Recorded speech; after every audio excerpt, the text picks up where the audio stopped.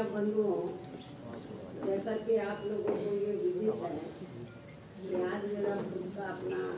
जन्मदिन और इस अवसर पर सबसे पहले मैं मीडिया बंधुओं को मैं पूरे देशवासियों को तथा सभी पदाधिकारियों एवं कार्यकर्ता आदि को भी नववर्ष 2025 की हार्दिक बधाई एवं साथ ही कुदरत से ये भी कामना करती हूँ कि अपने देश में ये नववर्ष इन सभी की जिंदगी में खूब खुशहाली व तरक्की। इस कामना के साथ ही अब मैं अपने जन्मदिन के संबंध में ये कहना चाहूँगी कि नववर्ष के पहले महीने में ही अर्थात आज के ही दिन दिनांक 15 जनवरी को पूरे देश भर में पार्टी के लोग मेरा जन्मदिन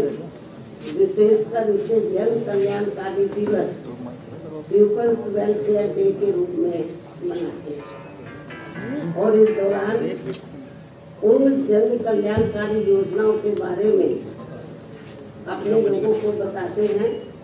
जिन्हें यहाँ यूपी में 4 बार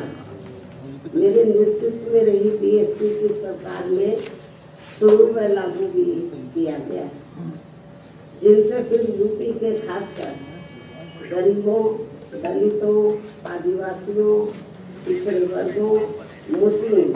व अन्य अकलियतों की स्थिति में काफी कुछ बदलाव भी आया है, सुधार भी आया है। और अब उन योजनाओं की देश में दूसरी पार्टियों की राज्य सरकारें भी काफी नकल कर रही हैं, लेकिन इन लोगों के प्रति उनकी नीति व नीयत साफ नहीं होने की वजह से फिर ये सरकारें इन्हें कोई विशेष लाभ नहीं दे पाई। इतना ही नहीं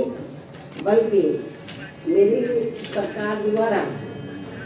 यहाँ मजदूरों, बेरोजगारों, किसानों, व्यापारियों व अन्य मेहनतकश लोगों के साथ में छात्रों, महिलाओं, बुजुर्गों एवं विकलांगों आदि के हितों में भी अनेकों नई जन कल्याणकारी योजनाएं शुरू व लागू की गई, जिनसे उन्हें काफी ज्यादा लाभ पहुँचा है और जिनसे प्रेरित होकर अब पार्टी के लोग यहाँ फिर से यूपी में व यूपी की तरह पूरे देश में भी ऐसी ही जन कल्याणकारी सरकार बनाने के लिए पूरे जी जान से लगे। और यदि इसके लिए पार्टी द्वारा किए गए कार्यों के प्रति इनकी पूरी ईमानदारी व निष्ठा आदि होती है तो फिर यही मेरे जन्मदिन पर इनका हमेशा ये विशेष तोहफा भी है। इस उम्मीद के साथ ही अब मैं अपनी पार्टी के ऐसे सभी छोटे बड़े पदाधिकारियों, कार्यकर्ताओं एवं शुभचिंतकों आदि का भी हार्दिक दिल से आभार एवं शुक्रिया अदा करती हूँ जो इसी सोच व धारणा के तहत ही मेरा जन्मदिन मनाए। साथ ही इस अवसर पर परम पूज्य बाबा साहब डॉक्टर भीमराव अम्बेडकर एवं मान्यवर श्री काशीराम जी के कार्यों को आगे बढ़ाने के लिए बीएसपी को पूरे तन मन धन से सहयोग करने का अपना संकल्प भी दोहरा रहे और अब उनका बढ़ चढ़कर यही नारा है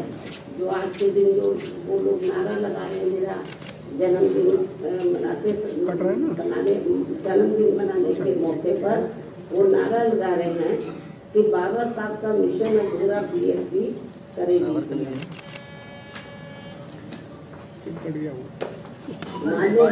करेगी पूरा खूब नारे लगा रहे हैं जो बड़े बड़े पूंजीपतियों व धनला सेठों के धन बल पर नहीं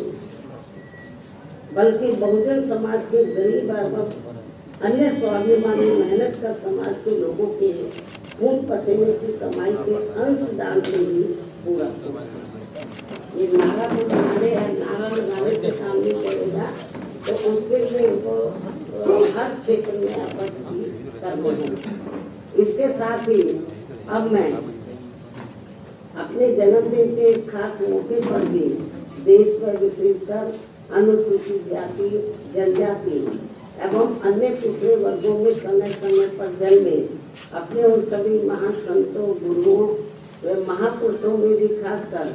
महात्मा ज्योतिबा फूले, श्री छत्रपति शाहू जी महाराज, श्री नारायण गुरु,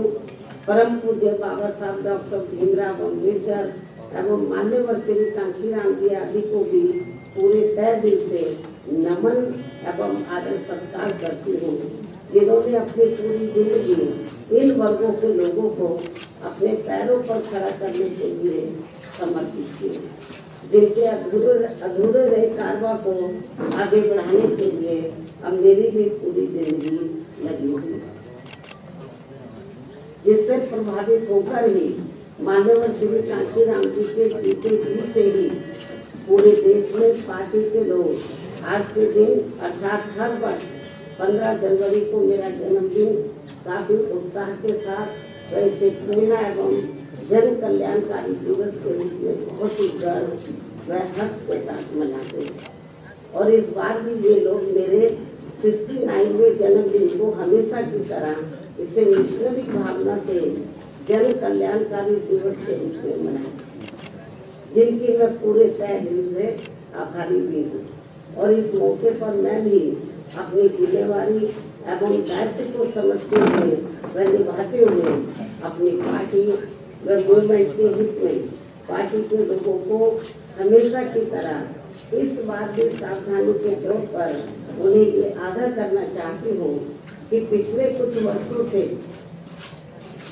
बीएसपी के विशेषकर दलित बेस वोट को कमजोर करने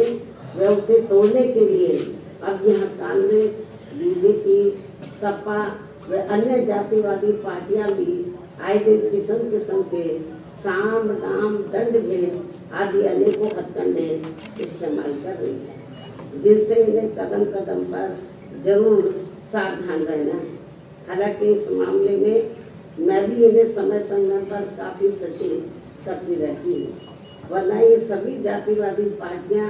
इन्हें कभी भी सत्ता में आसीन नहीं होने देंगी और इसके बिना इन्हें बाबा साहब डॉक्टर भीमराव अम्बेडकर के अथक प्रयासों से भारतीय संविधान में मिले कानूनी अधिकारों का सही से पूरा लाभ नहीं मिल सकता है। खासकर सरकारी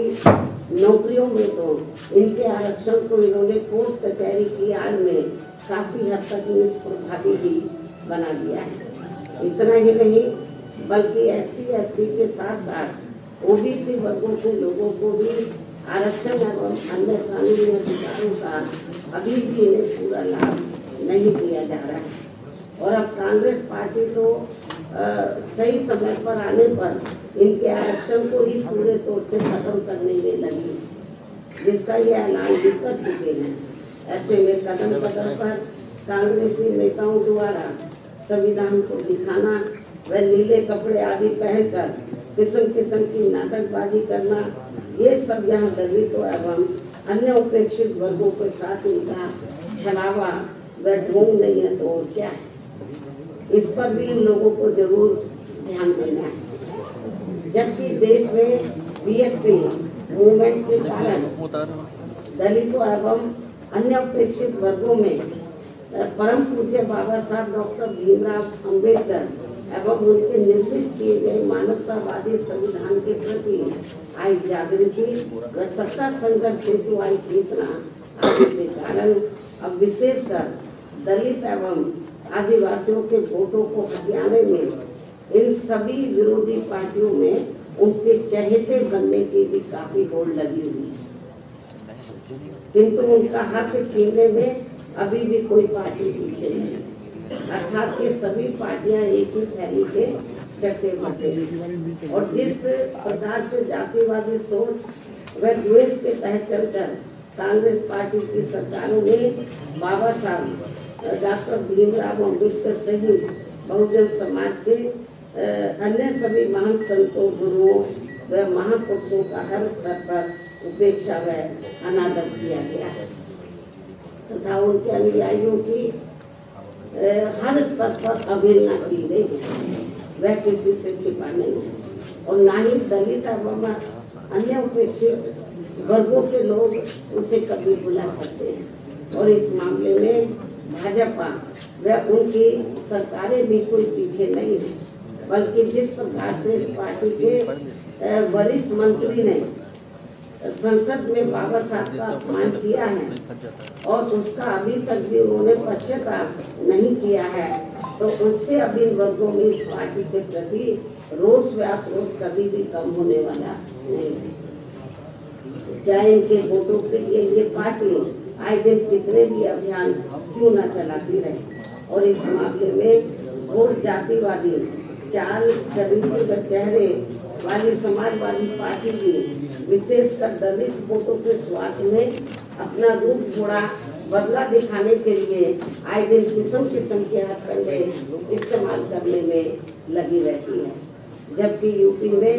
इनकी सरकार में दलितों के प्रति अन्याय, अत्याचार व इनके महापुरुषों का हुआ अपमान आदि को भला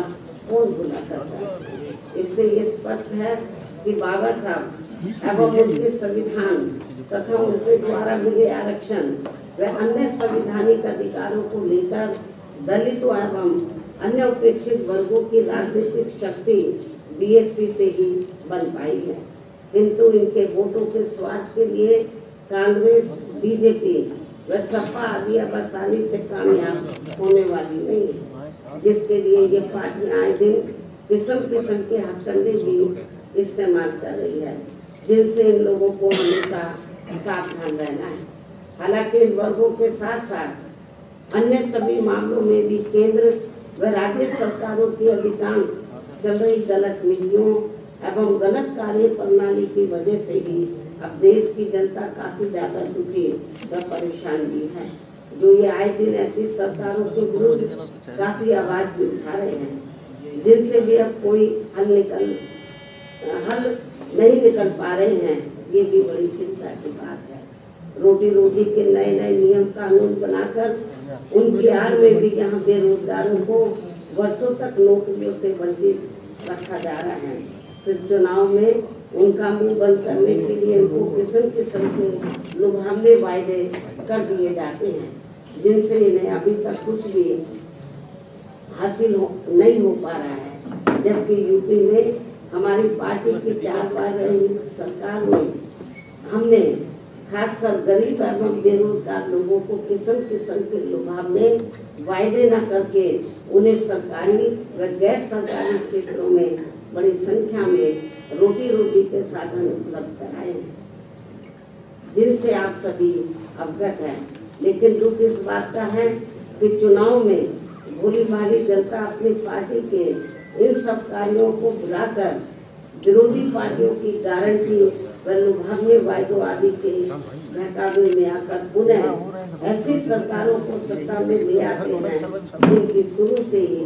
कथनी व करने में काफी अंतर रहा है। इसके साथ साथ देश में दलितों, आदिवासियों व अन्य पिछड़े वर्गों को अब खासकर सरकारी नौकरियों में उन्हें आरक्षण का भी पूरा लाभ नहीं मिल पा रहा है, अर्थात अब इनकी ये सुविधा ना के बराबर ही रह गई है। मुस्लिम व अन्य धार्मिक अल्पसंख्यक समाज के लोग भी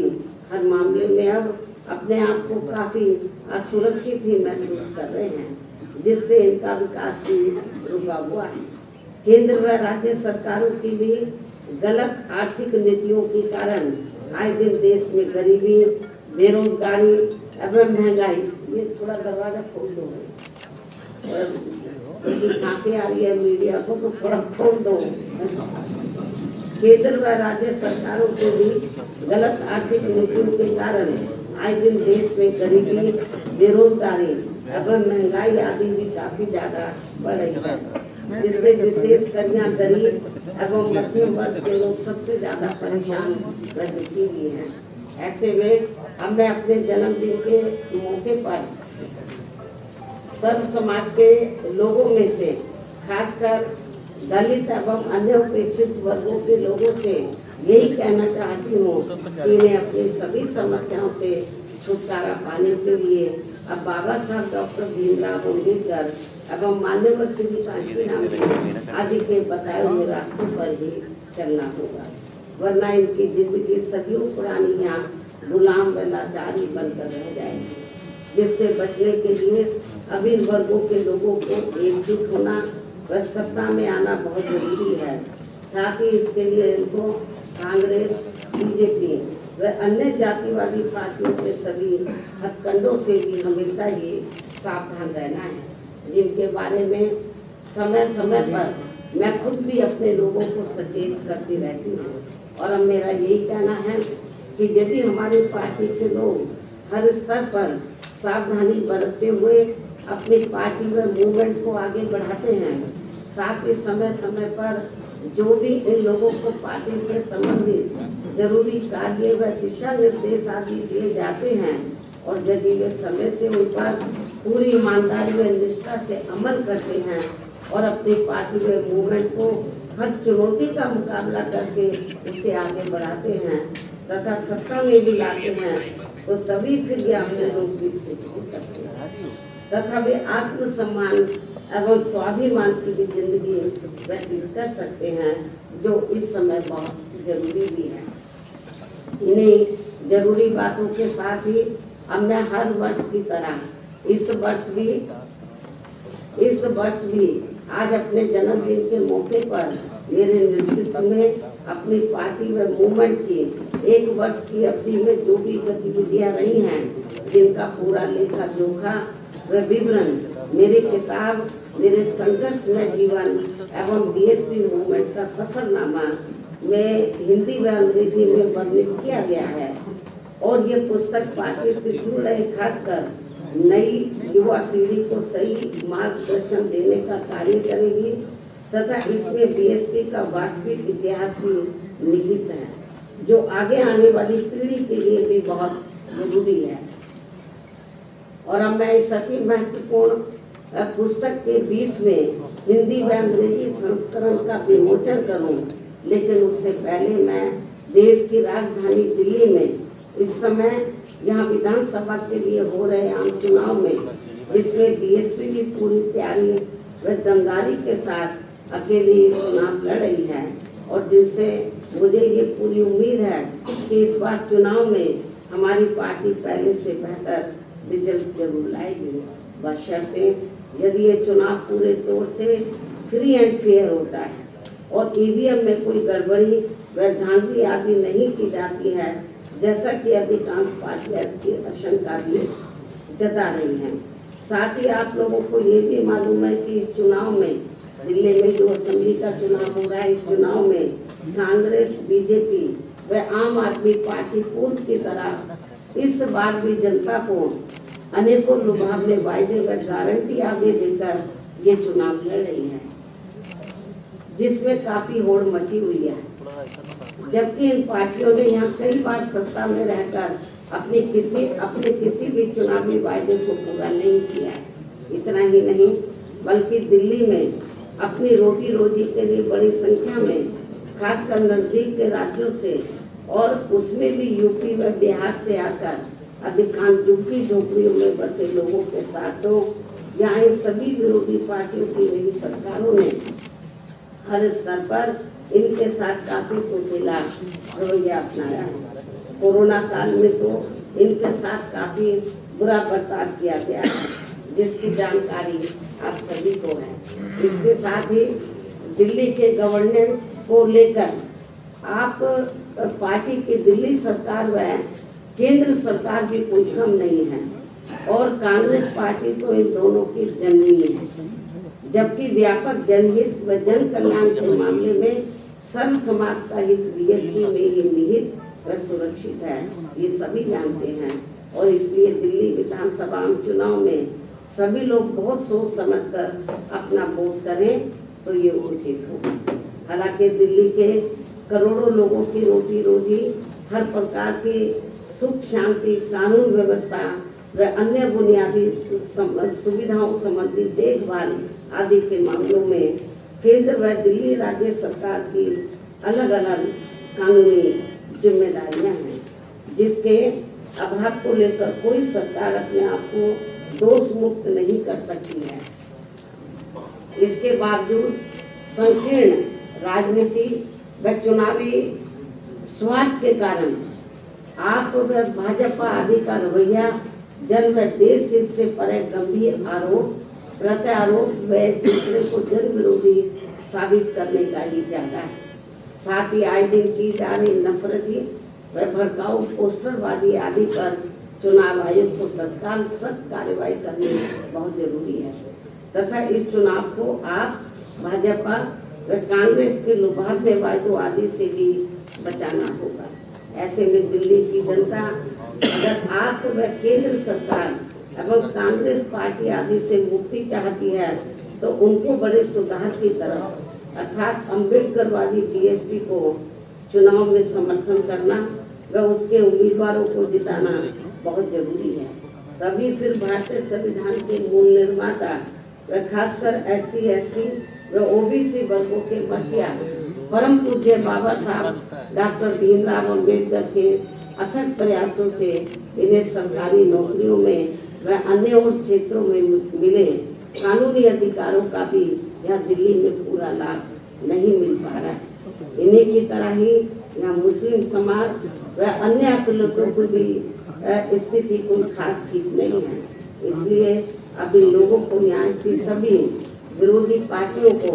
फिर से आजमाने की जरूरत नहीं है। अर्थात अब इन्हें सत्ता में आने से जरूर रोकना होगा, बल्कि इसके स्थान पर इन्हें यहाँ सर्वजन हिताय व सर्वजन सुखाय की नीतियों एवं सिद्धांतों पर आधारित अपनी एकमात्र नीतिशील पार्टी बीएसपी को ही कामयाब बनाना जरूरी है। जो हमारी ये पार्टी यूपी में बीएसपी की 4 बार रही सरकार की तरह ही यहाँ दिल्ली में भी सर्वजन हिताय व सर्वजन सुखाय की नीतियों एवं सिद्धांतों पर आधारित ही सरकार चलाएगी, जिसके लिए मेरे दिशा निर्देशन में यहाँ पार्टी के यानी कि दिल्ली में जिसके लिए मेरे दिशा निर्देशन में यहाँ पार्टी के नेशनल कोऑर्डिनेटर श्री आकाश आनंद के नेतृत्व में पार्टी दिल्ली यूनिट के लोग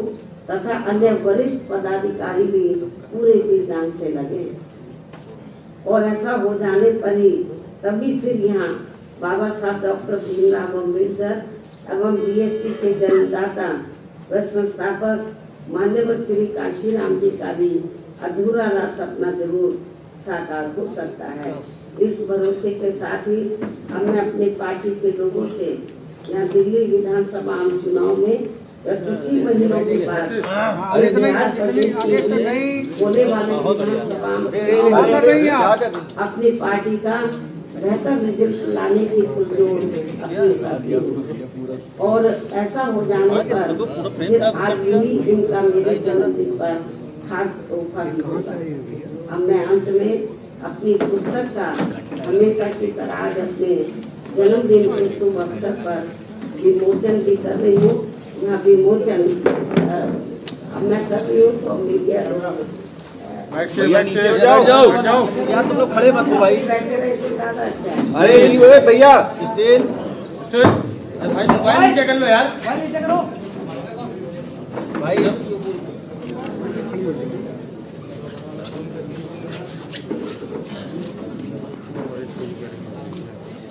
अरे नीचे रहो भाई, मोबाइल नीचे कर लो।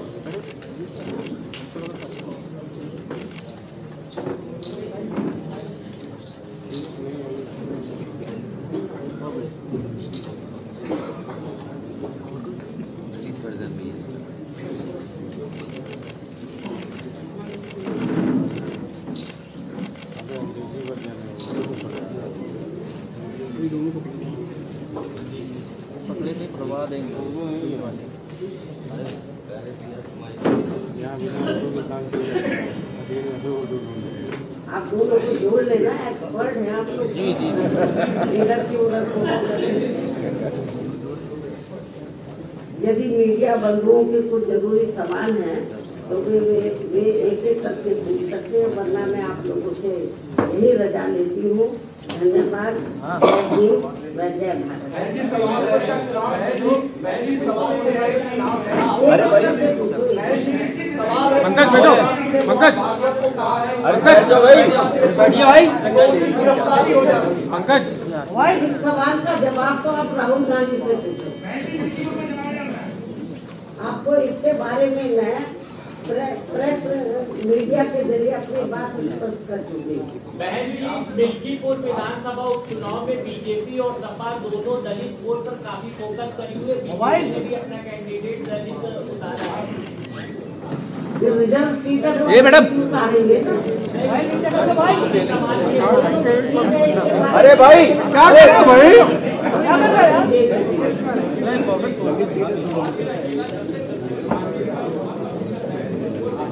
कोई बात नहीं, ये मेरी आप बात सुनो। अकेले चुनाव लड़कर ही हमने खास तौर से उत्तर प्रदेश में सन 2007 में अकेले अपने बलबूते पर चुनाव लड़कर हमने भाई माइक कौन हटा रहा है यार? तो पहले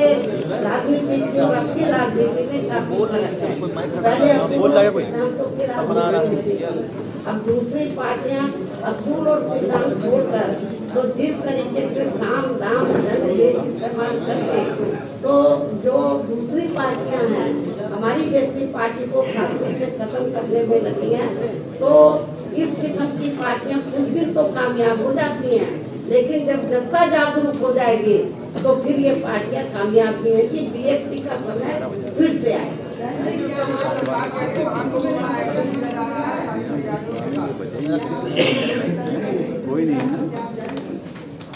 पहले ये जो कुंभ का जो महाकुंभ का जो स्नान है या मेला जो लगा हुआ है, इसके बारे में लोगों की अपनी अपनी आस्थाएं होती हैं। तो जो आस्था रखता है वो लोग जा रहे हैं, तो मुझे इसके बारे में क्या बोलना है? इसमें कोई निमंत्रण थोड़ी ना दिया जाता है। मेरा सवाल ये है, ये तो अपनी अपनी आस्था होती है। ये सवाल ये है, आप इंडिया अलायंस का आप भविष्य देखती हैं अभी भी? हाँ, इंडिया अलायंस का भी कोई भविष्य देखती है? नो, ठीक है।